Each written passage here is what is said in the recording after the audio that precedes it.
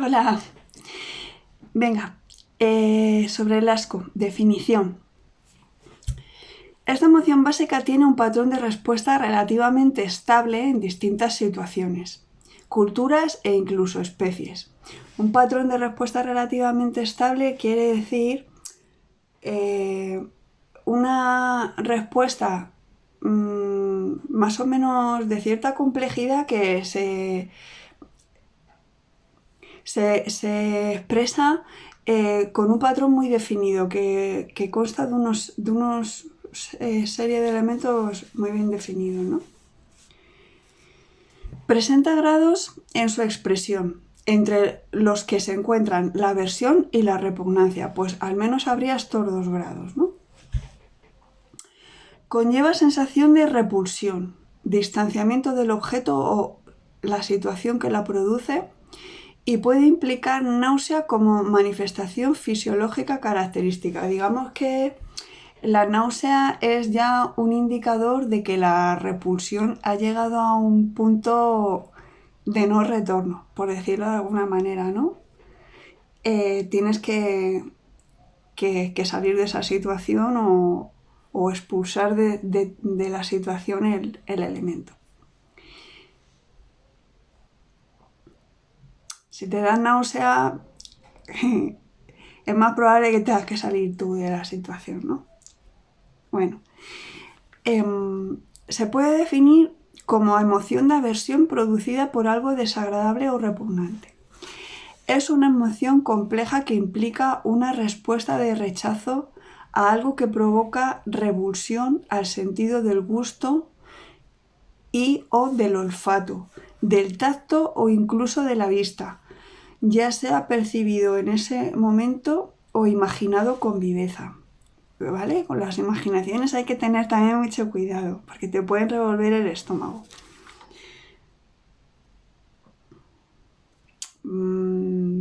¿Vale? Quizá llama un poquito la atención el término de revulsión, algo que provoca revulsión.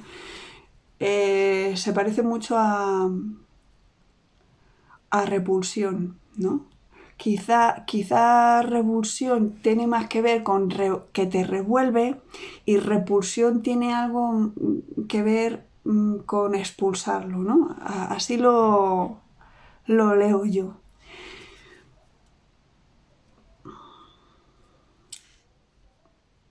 También pueden producir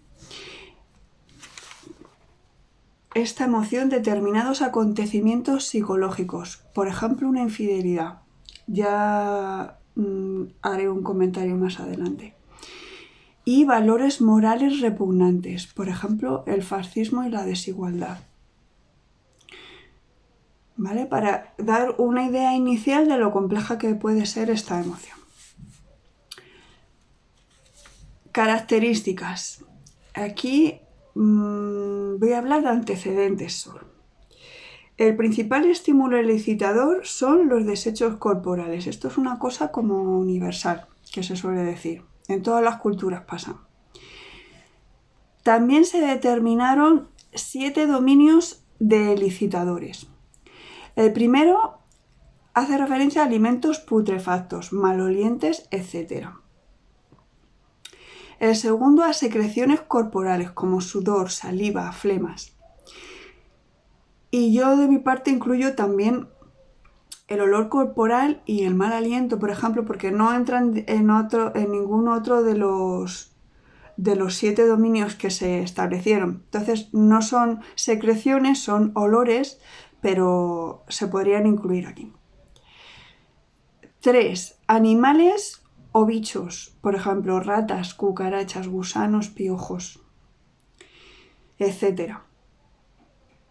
4. Conductas sexuales inapropiadas, por ejemplo, sexo entre hermanos, con animales, etc. Que oyes tú a lo mejor, ¿no? Que alguien ha tenido este tipo de conductas, ¿no? Pues te provoca esa revulsión. Quinta, cuerpos muertos, pues por ejemplo No sé, la verdad que yo en este sentido no puedo dar mucho detalle. Pues habrá gente que le dé asco. Yo como los contacto con cuerpos muertos han sido seres queridos, no he tenido esta sensación, pero a lo mejor se refiere también a personas que no podrían trabajar, por ejemplo, de pollero, ¿no? Porque trabaja ahí con los pollos y las gallinas, que son al fin y al cabo cadáveres, ¿no? 6. Trozos corporales, por ejemplo, miembros seccionados. Que, por ejemplo, que alguien se corta un dedo en el trabajo y tú ves el dedo ahí desmembrado y te genera asco, ¿no? Miembros seccionados, vísceras, heridas, etc. Incluyendo sangre y deformidades. 7. El último dominio ya, falta de higiene y objetos que producen repugnancia. Por ejemplo, manchas, restos de alimentos, ropa sucia o sudada, etc. Los estímulos capaces de elicitar respuestas de asco también dependen del aprendizaje idiosincrásico y las prácticas culturales. Quiere decir, por ejemplo, si tú eres un niño o una niña que ha crecido en un entorno rural, pues estás más acostumbrado a ver y oler el estiércol que un niño o una niña de ciudad, ¿no? Entonces, teniendo en cuenta que esto de que el principal elicitador son desechos corporales, pues esto quiere decir aprendizaje idiosincrásico. Tú has aprendido que eso es útil para la tierra, es beneficioso para los cultivos y entonces es una cosa normal, digamos, en tu cultura y tus quehaceres cotidianos. La contaminación puede ser química, imaginaria o ambas. Y esto no voy a pasar a la siguiente línea sin llamar un poquito la atención sobre esto. Que todo el mundo tiene muy claro que la contaminación puede ser química, pero ¿qué pasa cuando la contaminación es imaginaria? O sea, esto hace referencia a cuando decimos coloquialmente que alguien te pone enfermo. O sea, realmente ver el estado de falta de higiene de una persona realmente te puedes sentir como de alguna manera contaminado. Pero es porque funciona, aquí no da más detalles, simplemente que lo asume como posible, que la contaminación puede ser imaginaria.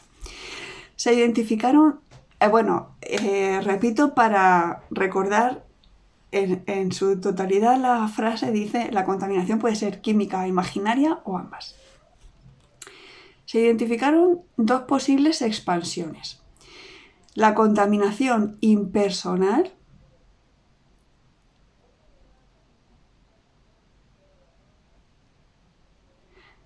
puede ser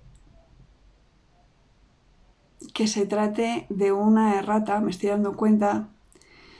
También podría ser contaminación interpersonal. Bueno, podría ser. En el libro decía impersonal. Y la segunda posible expansión es el dominio moral del asco. Explico un poquito cada una. La contaminación impersonal es un asco elicitado por contacto físico directo o indirecto con personas que consideras indeseables. Por ejemplo, subir en el ascensor con una persona que no se ducha. Huele mal, ¿no? Pues eso es un contacto físico directo en el sentido de que, aunque no te toque, es que yo creo que aquí habría que hacer un comentario porque después de la pandemia algunas cosas han cambiado para siempre, ¿no? Después de la pandemia de COVID-19 puedes considerar que has tenido contacto físico con una persona solamente porque te has subido con ella en el ascensor o has subido en una planta y has estado unos segundos compartiendo el ascensor con esa persona, ¿no? Porque yo personalmente he desarrollado una visión de la persona como más como una expansión de la dimensión física. O sea, tú consideras que esto es tener contacto físico con una persona, así lo entendíamos normalmente, ¿no? Pero yo incluiría ya esta especie de esfera que nos protege, que es como nuestro espacio de seguridad y que también es como que forma parte de nosotros, aunque no sea una dimensión física, ¿no? Es nuestro olor, nuestro espacio físico de seguridad, no sé cómo decir. ¿Vale? Por eso lo pongo como ejemplo de contacto físico directo. Para mí subirme en el ascensor con una persona es un buen ejemplo de esto.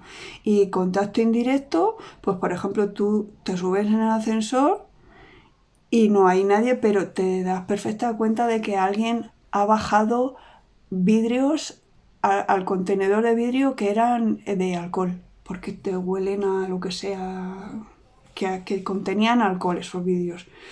Pues entonces te puedes sentir también como contaminada, ¿no? Y la segunda dimensión, dominio moral del asco. Las personas describen acciones asquerosas como el abuso de menores, que ya es asqueroso, así sin más detalle, pero cuando el abuso lo comete una persona que se supone que tiene que ser un ejemplo de castidad y de pulcritud, pues da más asco todavía, ¿no? La infidelidad también se puede definir así, como dentro de este dominio moral del asco, como una acción asquerosa. Y el incesto, que es como relaciones entre hermanos.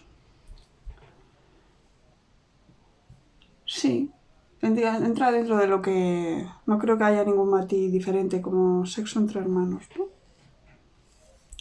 Eso es incesto.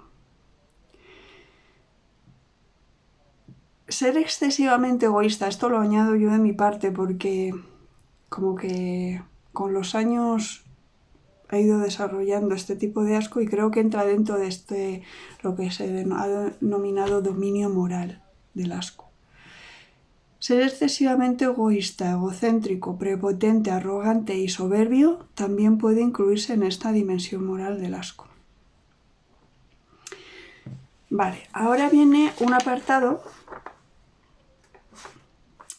es un subapartado, mejor dicho, dentro de esto que estamos viendo, características. Aprendizaje de la aversión al sabor en humanos.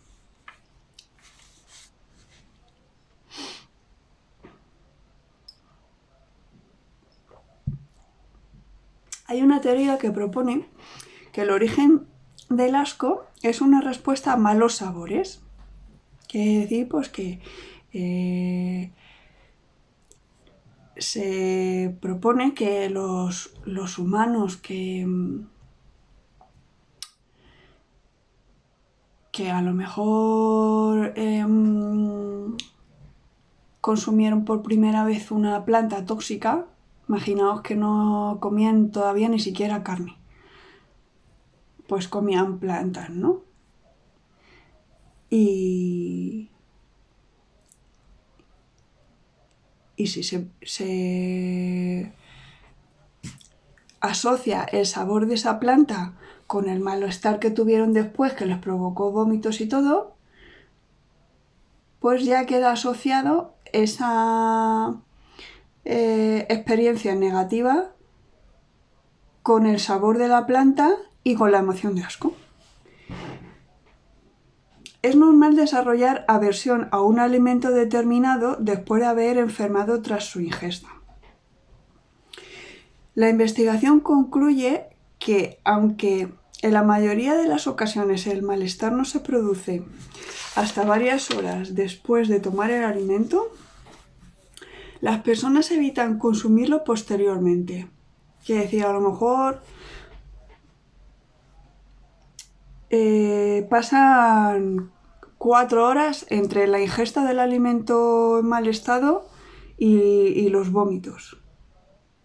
Pero tú sabes que porque para ti es una prioridad identificar que has comido en mal estado para no volver a comerlo, y una vez que lo identificas, a lo mejor te puedes estar meses, años sin volver a tomar ese alimento. Y otra conclusión es que es más probable desarrollar esta aversión entre los 6 y los 12 años de edad que en cualquier otro periodo de la vida. Quizá porque en este periodo entre los 6 y los 12 años pues todavía te sientes vulnerable, ¿no? Eres pequeñita o pequeñito y entonces no sabes muy bien qué consecuencias va a tener ese malestar. Hay veces que no sabes ni siquiera si vas a salir de esa. Yo, por ejemplo, me intoxiqué más o menos con esta edad, 11 años o así, en una granja escuela con las heces de los cerdos, y me puse mala de morirme, de no saber realmente si iba a salir de esa. Bueno, de hecho, yo es que tuve unas fiebres muy malas de morirme, o sea, no terminé la estancia que yo tenía pagada en la granja escuela, eran 2 semanas me parece, y a los 10 días tuvieron que ir a buscarme porque me moría. Yo creo que es por eso, porque no sabes, a esa edad no sabes si un malestar de estómago de esa magnitud te puede costar la vida, y entonces pues son experiencias que te dejan muy marcadas. No tiene que ver el ejemplo que he puesto con alimentos, ¿vale? Tiene que ver con explicar por qué en esa edad es más probable desarrollar la aversión al sabor. Por ejemplo, después de los 12 años, pues tú puedes enfermarte porque has comido algo en mal estado, pero ya es más probable que digas, bueno, pues es que el filete estaba caducado, pero si me como otro dentro de la fecha, no me va a pasar nada. Pero a esta edad, entre los 6 y los 12 años, es como que te da miedo, ¿no? Te puede crear una especie de fobia. De hecho, el asco está vinculado con el miedo, que es la última parte de este mapa. Vale, lo dejo ahí, que es una versión esta, la de al sabor de los alimentos. El aprendizaje de la aversión al sabor de los alimentos es más probable entre los 6 y los 12 años.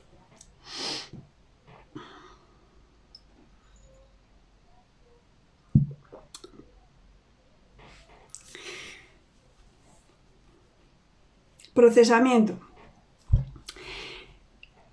La evidencia apunta a que hay rasgos de personalidad que funcionan como variables mediadoras o moduladoras del procesamiento emocional. Junto a la influencia de la historia personal y la cultura, explicarían parte de las diferencias individuales. No sé si se ha dicho ya, es una emoción que depende mucho de la historia personal.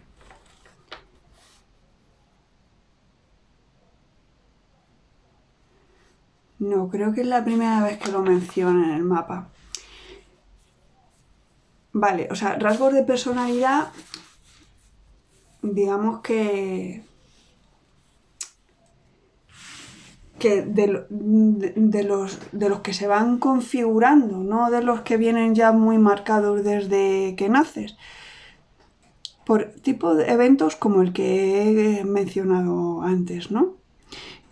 Pues si tienes una experiencia temprana, más o menos como la que yo tuve a los 10 o 11 años, pues es que eso te marca ya de por vida, forma parte de tu historia personal. Y eso ya va a hacer que tú tengas una mayor sensibilidad al asco que otras personas, que es una cosa que se va a hablar también después, ¿vale? ¿Cuáles son estos rasgos de personalidad que funcionan como variables mediadoras o moduladoras del procesamiento del asco? Junto a la influencia de la historia personal y la cultura. Pues básicamente se han identificado 2 rasgos. uno que se podría llamar, bueno, no se le llama al rasgo, sino a las personas. No se dice represión, sino se dice personas represoras y personas sensibles. Las primeras personas represoras intentan evitar o retirar su atención de estímulos desagradables. Digamos que los evitan a toda costa, por resumir un poco. Mientras que las personas sensibles supervisan continuamente el entorno para detectar posible presencia de tales estímulos. Se va a dar un poquito más de información sobre estos rasgos, aunque de manera un poco desordenada, pero se va a dar más información sobre esto. Hay importantes diferencias individuales respecto a la sensibilidad para la emoción de asco, y también hay diversas clases de asco. La sensibilidad o susceptibilidad al asco está relacionada con varios trastornos que se comentarán posteriormente. Funciones de esta emoción, pues son sobre todo adaptativas, sociales y motivacionales. Quizá la más significativa sea la función adaptativa, ya que prepara al organismo para ejecutar eficazmente un rechazo de condiciones ambientales potencialmente dañinas, movilizando la energía necesaria y dirigiendo la conducta al alejamiento del estímulo desencadenante. Esta quizá es la más importante para nuestra supervivencia. El asco tiene como finalidad funcional potenciar hábitos saludables, higiénicos y adaptativos. Quiere decir, básicamente sirve para eso.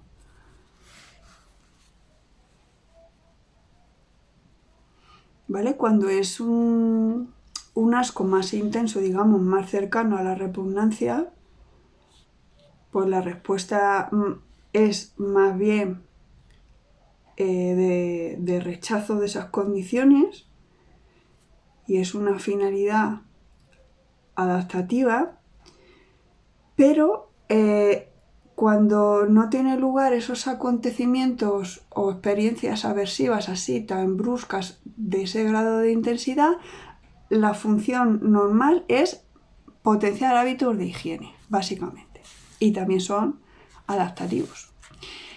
Protege del daño de sustancias y de las consecuencias psicológicas de transgredir normas culturales.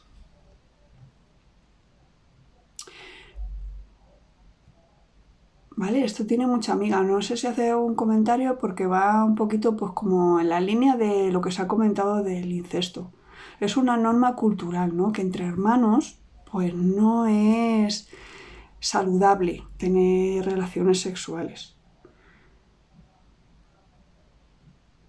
Entonces, pues sentir asco ante esta experiencia que te ha comentado tu amiga que de no sé quién, pues es una manera de protegerte.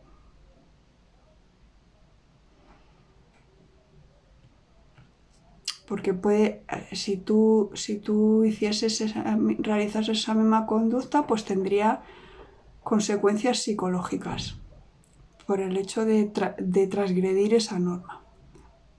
A grandes rasgos. Probablemente el asco tuvo importancia trascendental en nuestros antepasados debido a la presión de las enfermedades infecciosas y su influencia en la supervivencia. Cuando se utiliza esta expresión presión de enfermedades infecciosas, quiere decir que la enfermedad infecciosa hace una presión demográfica, digamos,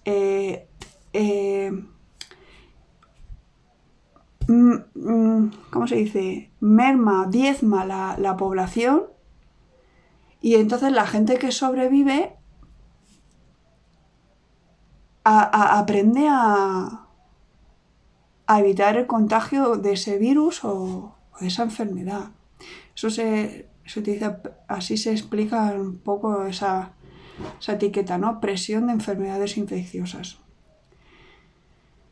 Según un autor que se llama Izard, en 1993, desde una perspectiva evolucionista, es fácil concebir el asco como una motivación animal a mantener el nido limpio y un ambiente suficientemente sano para sobrevivir. La mayoría de los mamíferos y aves mantienen un cubículo cuidado y los animales que excretan sus desperdicios sin cuidar su guarida suelen llevar una vida nómada.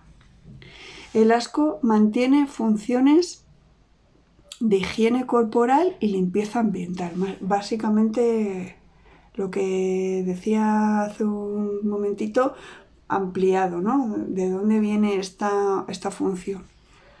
Pues hemos ido aprendiendo después de generaciones y generaciones que lo más saludable es mantener una higiene corporal y ambiental.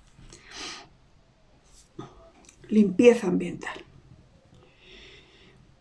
Ciertos componentes de la reacción de asco, por ejemplo la expresión facial y de rechazo de comida, pueden ser elicitados en neonatos. Y hacia los 3 meses los bebés muestran asco y lo expresan en el contexto adecuado. La función original de esta emoción es proteger al organismo de sustancias percibidas como dañinas. Y aquí, por el trauma que ha supuesto para muchos de nosotros la pandemia de COVID, yo haría un comentario añadido que me parece relevante porque después de la pandemia ya no es solamente proteger al organismo de sustancias percibidas como dañinas, sustancias percibidas. Es que esto de la distancia de seguridad se ha demostrado que es lo más saludable, pues porque puede haber virus letales como el del COVID que tú no lo percibas, pero le das 2 besos a una amiga como teníamos la costumbre de hacer antes de la pandemia y te llevas el virus a casa, ¿no? Yo paso mucho de andar atemorizada por este tema y si es una amiga que aprecio mucho le doy 2 besos y creo que mi sistema inmune todavía responde. Pero quiero decir que no hace falta que tú sientas asco ya para decir mantener una distancia de seguridad. Que después de la pandemia se nos ha quedado ya eso, un poco ya como una norma de higiene social, ¿no? Vale. Sobre su función social, la expresión de asco permite a los demás predecir el comportamiento asociado con esta emoción, lo que tiene indudable valor en las relaciones interpersonales. Pongo un ejemplo para que se entienda mejor, que es el ejemplo que pone el libro. Si una persona prueba un alimento y pone cara de asco, su expresión facial previene al resto de comensales. Quiere decir, no te lleves un trozo de pescado demasiado grande a la boca porque a lo mejor está en mal estado, ¿no? Algo así. Se puede decir que orienta la conducta de los demás, permitiendo la comunicación de estados afectivos asociados y promoviendo conductas prosociales. La represión de esta emoción cumple también una función social y adaptativa, ya que su expresión puede alterar relaciones sociales y afectar incluso a la propia estructura y funcionamiento de cualquier sistema de organización social. Yo creo que entre amigos y entre amigas sí que le puedes decir en un momento dado, si tienes la confianza suficiente, le puedes decir, si a ti te parece que la amiga necesita una ducha, se lo puedes decir en tono cariñoso, ¿no? Pero en contextos como la familia o el trabajo, expresar abiertamente esta emoción puede como dice aquí, alterar las relaciones y afectar a la estructura y funcionamiento de esa organización, sea la familia o el trabajo, ¿no? Hay personas de la misma familia que ya no se hablan y puede que esta emoción tenga mucho que ver. Bueno, los dos últimos apartados. Activación, consecuencias. Sí, lo que pasa es que hay en consecuencias dos subapartados.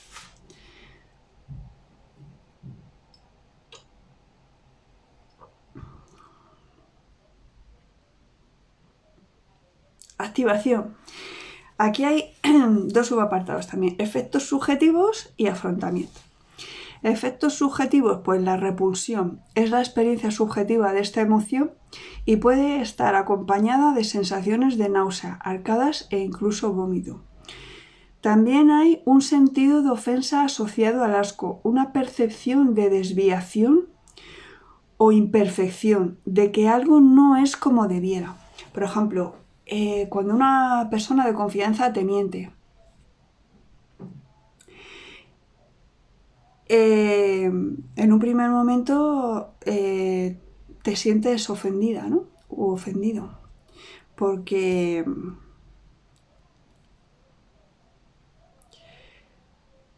por varios motivos, ¿no? Por lo que sea. Es como más una ofensa puntual. Pero si esa tendencia de tu amiga o de tu amigo se va repitiendo a lo largo del tiempo y te das cuenta de que esa persona miente por hábito, pues es probable que te acabe provocando repulsión. ¿Vale? No lo menciono en el libro, pero a mí, por ejemplo, es una cosa que sí que me genera repulsión, la mentira. Es que no le damos suficientemente importancia a la verdad, y la mentira es una cosa que puede crear monstruos y monstruos cuando se refiere a personas, y cuando se refiere a entornos puede crear infiernos. Entonces, ojo. Afrontamiento. Conlleva rechazo del objeto o situación desencadenante. Es la reacción más visceral, más antigua, ¿no? Digamos. La que es más difícil de reprimir. Se movilizan conductas de distanciamiento, escape o evitación de la situación desagradable o potencialmente dañina. Este distanciamiento puede acompañarse de expulsión o eliminación de los estímulos aversivos. Quiere decir, por ejemplo, de tu vida, sacar a personas que te generan esa emoción. Expulsión o eliminación, entiendo que significa esto. Retirada de una misma de la situación, pues por ejemplo, estás en una fiesta en la que estás viendo determinados comportamientos y dices, me voy a casa. Evitación de la misma, quiere decir, por ejemplo, ya no quedo más con estas personas, o retirada de la atención, quiere decir, pues miran para otro lado. Un autor que se llama Gross, bueno, se sobreentiende que son apellidos, en 1998 planteó que hay dos modos de afrontar el asco que modulan su respuesta fisiológica. ¿Vale? Esto tiene relación un poquito con lo que hablaba antes de reprimir un poquito la emoción en contextos sobre todo como la familia y el trabajo, ¿no? Aunque también en otros contextos, o sea, es una emoción que expresarla abiertamente tiene consecuencias. Entonces, dos modos de modular la respuesta fisiológica, ¿vale? No la expresión, sino las sensaciones gástricas, por ejemplo, ¿no? Es que no creo que haya otra manera mejor de denominarlas. Porque es que suben del estómago, ¿no? Aunque no lo he leído así explícito en el libro de texto, mi experiencia es así. Bueno, dos modos de modular su respuesta fisiológica, las sensaciones internas. Intentar suprimir las sensaciones activa el sistema nervioso simpático, quiere decir, te vas a poner como una moto si intentas suprimir, digamos, a callar esas sensaciones. Por ejemplo, en el caso del mal aliento, las sensaciones que activa a mí personalmente son de salir de ahí cuanto antes, de esa situación.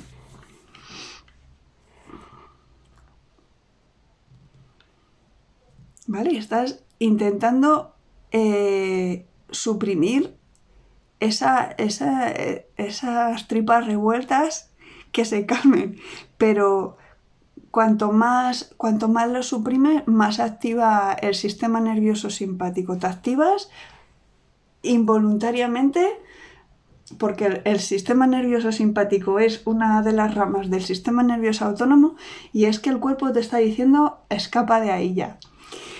Y el otro modo es reevaluar el desencadenante. Y si optas por este modo, se reduce la experiencia aversiva. Quiere decir, no es para tanto esto, ¿no? Por ejemplo, imagina que os dan a probar un queso que no habéis probado nunca y os huele a pies, ¿no? Pues al principio pues te echa para atrás, pero ya ves a los demás que están comiendo y dices, bueno, pues a lo mejor es solamente el olor y el sabor no. Y dices, bueno, parece que me han dicho que es un buen queso, ¿no? Aunque huele a pies. Bueno, estás reevaluando el desencadenante, que es el olor. Vale, consecuencias. Esta reacción emocional no solo se produce ante estímulos como alimentos en mal estado o potencialmente dañinos, sino que también se produce ante cualquier otro tipo de estímulos, sin que estén necesariamente relacionados con problemas gastrointestinales. Puede producirse incluso ante alimentos nutritivos y en buen estado. El asco también cumple una función como mecanismo de control social.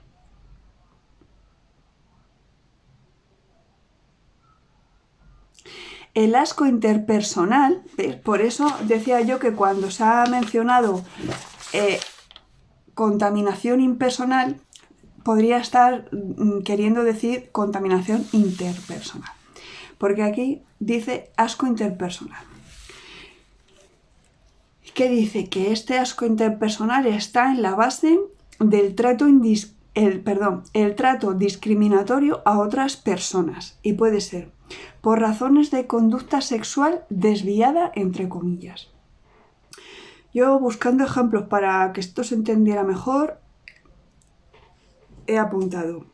A ver, se asocia de forma general, que no quiere decir que todos, por norma, siempre hay excepciones, pero hay como una tendencia, un aprendizaje de experiencias que socialmente se comparten y entonces se asocia la promiscuidad masculina y la homosexualidad con enfermedades de transmisión sexual.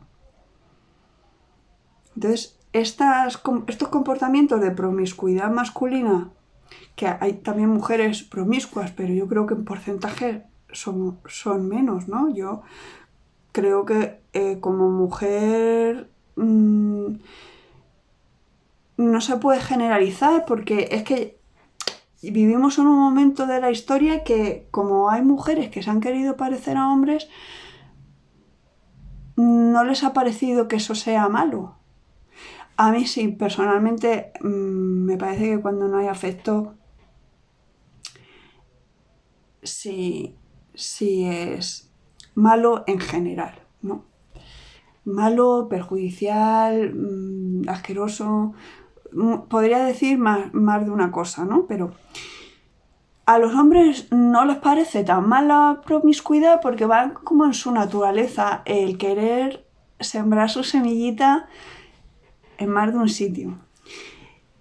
Entonces,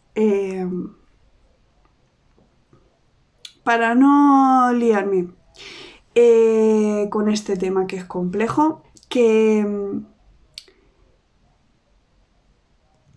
se asocia este comportamiento masculino con enfermedades de transmisión sexual y en el caso de la homosexualidad concretamente con el VIH, ¿no?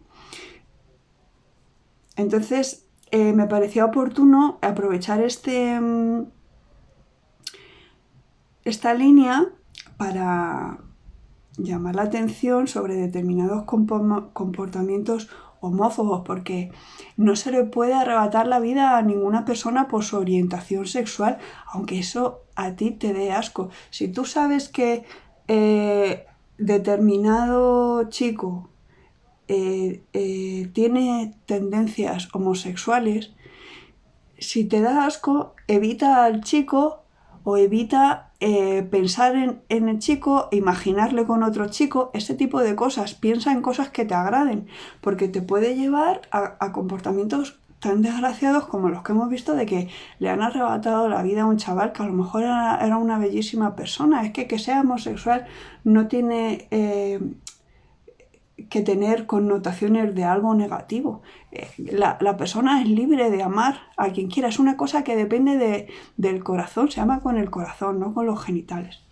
Entonces, me parecía oportuno decir esto, que no, la orientación sexual de una persona no puede ser nunca razón de discriminación, odio, ni mucho menos de homicidio.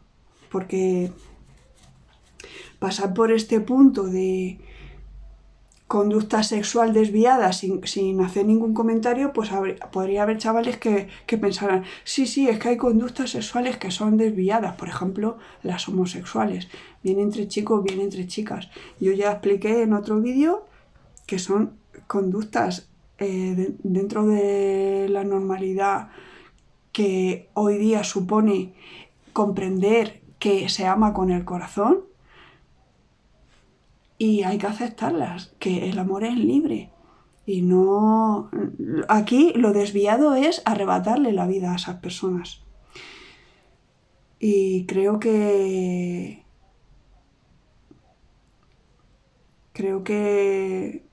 aunque es mi opinión, creo que sería compartida con mucha gente, ¿no? Bueno, este asco interpersonal está en la base del trato discriminatorio a otras personas. Pone, por ejemplo, por razones de conducta sexual desviada, ya he explicado un poquito, por abuso de sustancias, ¿vale? Pues, por ejemplo, alcohol. Una persona que consume alcohol, pues puedes tratarlas de forma discriminatoria simplemente porque te dan asco. Clase social baja me parece menos comprensible, porque el ser de una clase trabajadora y humilde no tiene por qué ser motivo de que a nadie se le despierte un asco, simplemente que llevamos vidas más humildes.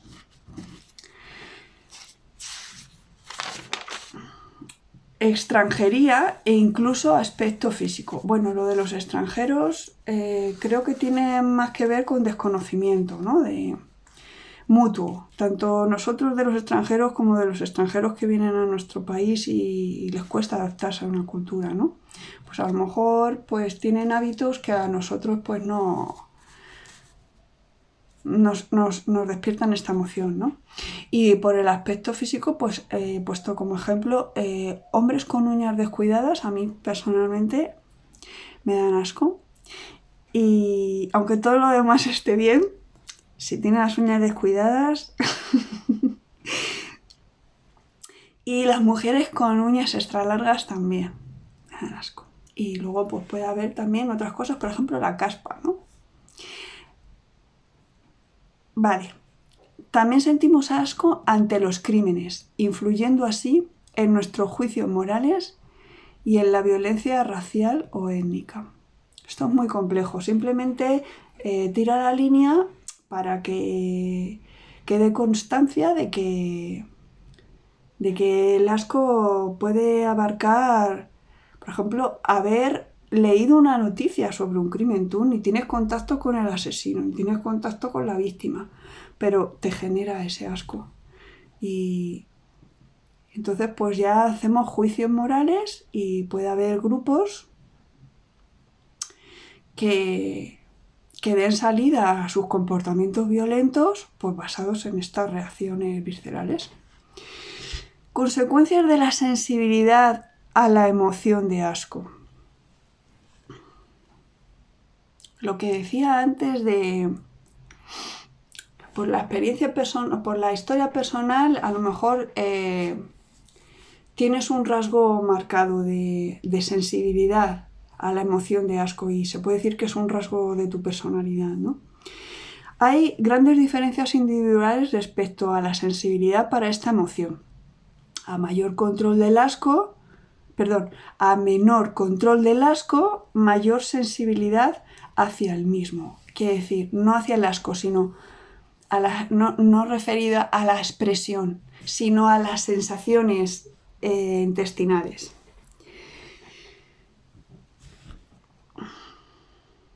Yo, por ejemplo, tengo un grado de autocontrol elevado en general, también de esas sensaciones viscerales. Pero reconozco que mi sensibilidad hacia esta emoción es elevada, a pesar de que tengo un grado de control elevado. Digamos que me orienta mucho a la hora de decir por dónde voy yo. Es una sensibilidad.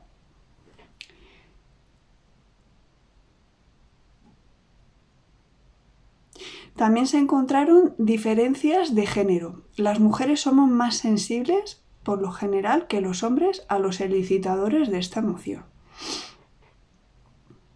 Esto tiene una explicación más densa, pero no voy a entrar ahí. Tiene que ver con el tema de que somos humanos gestantes, vamos a decir. Entonces, pues, somos más sensibles. La sensibilidad o susceptibilidad al asco se asocia con varios trastornos, entre los que destacan los trastornos de la conducta alimentaria, fundamentalmente anorexia y bulimia. También originan fobias específicas, en particular a animales pequeños. Ahora va a dar más detalles sobre esto. Y también está implicada en varios trastornos con síntomas de ansiedad, que incluyen síntomas obsesivo-compulsivos. Por ejemplo, el lavado excesivo de manos se considera un síntoma obsesivo-compulsivo. ¿Vale? Es verdad que después de la pandemia estamos muy concienciados de la importancia de la higiene de manos y tal, pero es que hay gente que se las irrita, se las descama, se erosiona su pH normal, no sé cómo decir, las perjudica de tanto lavarlas. Entonces eso es un síntoma obsesivo-compulsivo.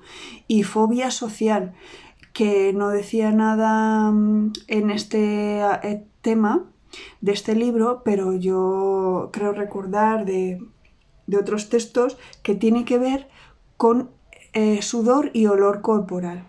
Tanto si la persona tiene fobia a relacionarse con otras personas porque la interacción le genera ansiedad y la ansiedad le provoca sudor, por tanto olor corporal, y se ha sentido rechazado por otras personas debido a este olor corporal, creo que empieza por ahí la cosa, sobre todo en la adolescencia, cuando las hormonas y tal, hay un cambio, ¿no?, en cuanto a la intensidad del olor corporal, y entonces estas personas acaban optando por no interaccionar con los demás, por no pasar esa vergüenza de ser rechazados. Esto tiene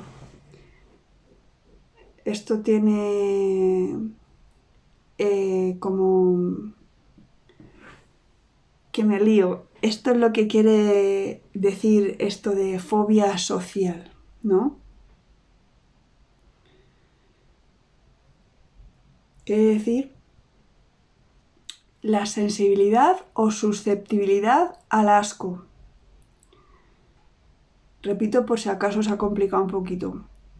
Se asocia con varios trastornos, entre los que destacan los trastornos de la conducta alimentaria. También origina fobias específicas, en particular a animales pequeños, y también está implicada en varios trastornos con síntomas de ansiedad, que incluyen síntomas obsesivo-compulsivos y fobia social. La evidencia clínica afirma que hay una estrecha relación entre la sensibilidad al asco y los síntomas obsesivo-compulsivos. Se considera que los pacientes deberían ser orientados hacia la reducción de su sensación de asco antes que de su ansiedad. Imagino que por lógica, porque una cosa lleva a la otra, ¿no? Si atacas, digamos, entre comillas, la sensación de asco, un efecto colateral, por decirlo así, es atajar la ansiedad. Y luego también aquí, pues aunque no lo dice el libro, creo que es obligado a hacer referencia al concepto de tolerancia, ¿no? De ser un poquito tolerantes a cosas, por ejemplo, como el olor corporal de los demás, ¿no?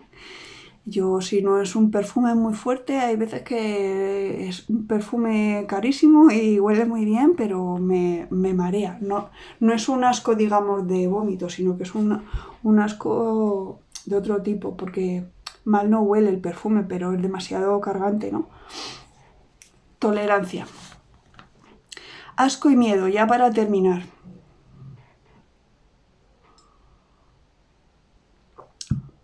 Ambas emociones tienen mucho en común. Son de valencia negativa, presentan alta activación y conductas de retirada. Se propuso que el asco es una emoción compleja que probablemente tiene vínculos con estados fóbicos. Por ejemplo, hablaba antes de la relación entre... he hablado en varios puntos de este tema. Por ejemplo, en este caso concreto, la infidelidad nos puede dar asco a las mujeres porque si es tu pareja estable, tienes relaciones sexuales con tu pareja estable sin protección, sin anticonceptivos, ¿no? No me sale la palabra ahora. Entonces, en el momento que tú sabes que te has sido infiel con otra mujer, o no sabes, si con otra mujer o otro hombre, tú imagínate que te dice que ha cometido una infidelidad, pues tienes el miedo ¿no? Sobre todo de enfermedades de transmisión sexual. Aunque la infidelidad tiene connotaciones también de respecto a la lealtad en la pareja, la intimidad, el compromiso, todo esto que nos influyen a la hora de pues enfadarte en un primer momento, distanciarte y tal. Yo creo que entre todos los factores que influyen en ese distanciamiento de la pareja, de entre todos los factores, el que más nos mantiene distanciadas es el hecho de que nos haya podido contagiar una enfermedad de transmisión sexual, ¿no? Porque las mujeres también son promiscuas, pero yo intuyo que en estos temas son mucho más cuidadosas porque por naturaleza lo de la higiene personal y el autocuidado lo llevamos más en los genes. Es así. Ellos son más descuidados y yo creo que aquí hay consenso científico. Entonces tienes temores fundados. Y luego está el tema de, por ejemplo, tú imagínate que tienes una fobia a los centros de salud o a los hospitales porque fuiste por un esguince y saliste con una neumonía o con un COVID del centro de salud, ¿no? Pues le has cogido fobia al centro de salud o al hospital. Si encima te ves en una situación de esta que dices, bueno, ¿y si me ha pegado una enfermedad de transmisión sexual, ahora tengo que ir todas las semanas o todos los meses al centro de salud, pues ya tienes ahí una vinculación entre el asco que te da tu pareja desde el momento que te ha confesado su infidelidad con la fobia que tú tienes a los centros de salud. Entonces son situaciones realmente muy complejas que no es que te alteren al equilibrio, es que se lo cargan completamente tu equilibrio. Entonces hay que tener pues un poquito de cuidado con estos temas y hablarlos. Si sabemos que los hombres son así por naturaleza, son promiscuos, y no quiero decir que no haya mujeres promiscuas, simplemente que en ellos es lo natural, porque por naturaleza tienden a eso, a poner la semillita en más de un lugar.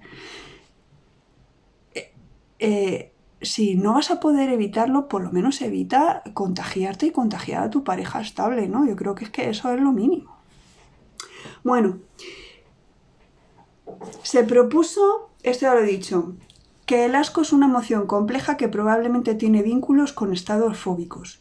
Las investigaciones mostraron que los pacientes con ansiedad y fobia a animales como serpientes y arañas o fobia a la sangre y las inyecciones se caracterizan por una elevada sensibilidad al asco. La reacción a los estímulos fóbicos, así como las correspondientes conductas de evitación, pueden estar basadas en las reacciones aprendidas de asco más que en las reacciones de miedo. ¿Qué quiere decir esto? Que tú has tenido experiencias con esos animales, por ejemplo, o con esas inyecciones y esa sangre, que han ido seguidas de mareos, náuseas, desmayos, vómitos, etc. Entonces tú evitas esos arañas o esos serpientes porque las asocias con esos malestares, no tanto porque sepas que la araña te va a atacar o que la serpiente te va a atacar. A lo mejor vives en una zona amazónica y hay serpientes por allí y no son venenosas, pero tú la última vez que viste una te pusiste a sudar muy malamente, entonces ya pues te generó una fobia, no tanto porque el animal te atacara, que no te atacó, sino porque tú te sentiste realmente mal. Esto es lo que quiere decir estas investigaciones, que intentaron un poquito arrojar luz sobre esta vinculación entre las cosas. Se propuso que ciertos animales producen miedo debido a su asociación con la propagación de enfermedad o contaminación, no porque ataquen. Esta hipótesis de evitación de la enfermedad puede predecir que el miedo a las arañas es básicamente un indicador de sensibilidad al asco. ¿Vale? Por lo que apuntaba aquí, que lo que estás evitando es una enfermedad, un sentirte mal. Y bueno, yo creo que ya están las líneas básicas sobre el asco y con esto cierro el mini bloque de emociones básicas. Espero que os haya gustado y que le saquéis todo el provecho posible a este contenido. Gracias por estar ahí.